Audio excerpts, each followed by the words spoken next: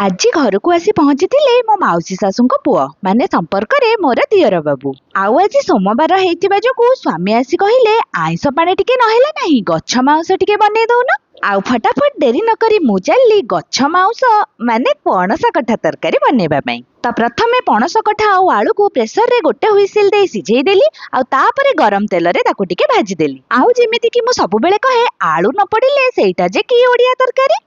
तापरे कड़ई रे तेल गरम करी सेथिरे पियाज अदा रसुण पेस्ट टमाटो आउ किछि गुंड मसला देई प्रस्तुत करदेली नाली नाली पणस कठा तरकारी। अरे वाह देखिकी तो लगुची ये तो चिकेन न कान काटी दबो। हेलो मा निज मुहरे निज प्रशंसा कोन करबा कथा। हौ छाडंतु तरकारी रे सब बेले गरम पानी दबा को चेष्टा करिवे एहा द्वारा तरकारी जल्दी हेइथाय आउ टेस्ट मध्ये लागिथाय। आउ मात्र 30 मिनिट रो अक्लांत परिश्रम परे एइडी प्रस्तुत हे गला मोर कळा कड़ई रे पणस कठा तरकारी।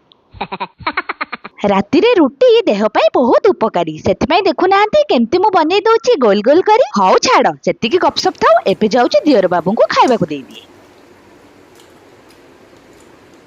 वाह भाग तो कमाल कर देलो जते हेले मस्त्री।